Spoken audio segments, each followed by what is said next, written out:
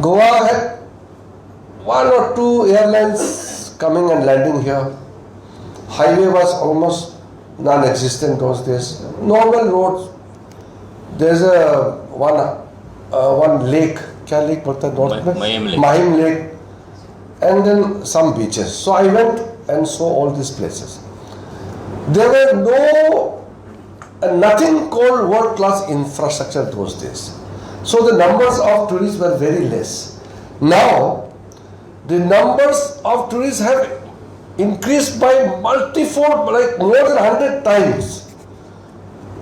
And people's aspiration, people's requirement, people's need, everything increases. So when the tourist increases, there will be or there is a potential to have an impact on the environment. So sustainable tourism growth is the most important thing we should keep in our mind when we are developing tourism industry.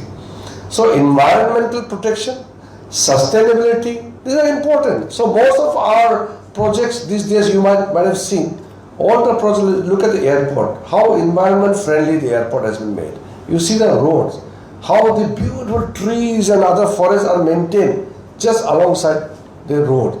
These are very important aspects of development. In the name of development, you cannot just throw away the environmental concern. So that is why to make Goa a world-class destination, we must develop in a sustainable manner, and for that we need world-class infrastructure, keeping in mind the environmental requirements. तो इसलिए 1979 और आज का परिस्थिति देखिए, मैंने बदलाव BJP का समय ही देखा है. कांग्रेस का समय में तो they never think about building world class infrastructure. वो सिर्फ टैक्स ले लेकर के अपना पॉकेट गर्म करने में बिजी रहता है Congress party.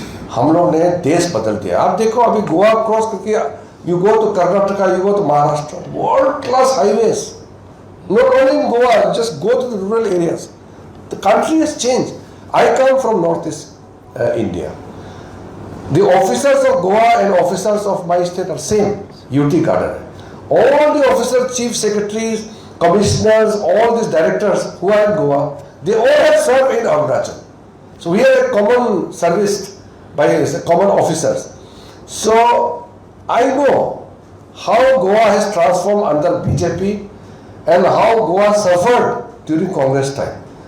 I sometimes would like to thank God also that BJP government came to power in Goa and took all necessary steps which were necessary for sustaining Goa's development. Otherwise, Goa would have collapsed if Congress had continued.